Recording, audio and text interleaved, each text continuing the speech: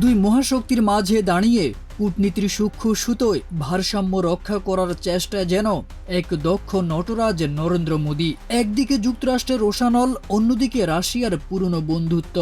এই দুই বিপরীত মেরুর টানাপোড়েনের মাঝে ভারত আজ বিশ্ব রাজনীতির এক কঠিন পরীক্ষায় দাঁড়িয়ে। সম্প্রতি মার্কিন প্রেসিডেন্ট ডোনাল্ড ট্রাম্পের একটি মন্তব্যে নতুন করে আলোড়ন সৃষ্টি হয়েছে ভারত মার্কিন কূটনৈতিক সম্পর্কে। রাশিয়ার সঙ্গে ভারতের চলমান বাণিজ্যিক সম্পর্ক নিয়ে প্রকাশ্যে অসন্তোষ প্রকাশ করেছেন Trump.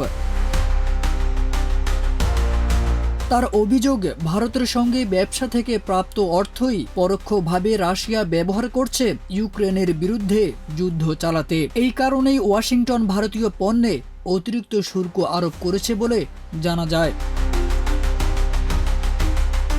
The New York Times, the Guardian ও রয়টার্স সহ আন্তর্জাতিক সংবাদ মাধ্যমগুলো এই ঘটনাকে দক্ষিণ এশিয়ার কূটনীতির জন্য এক নতুন চাপের পরীক্ষা হিসেবে উল্লেখ করেছে। তবে ভারতীয় গণমাধ্যম বলছে, নয়াদিল্লি দেশের স্বার্থে কোনো অবস্থাতেই আপোস করবে না।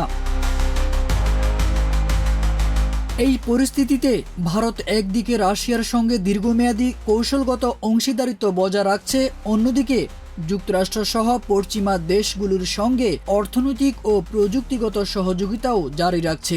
এটি এক চ্যালেঞ্জিং কূটনৈতিক অবস্থান।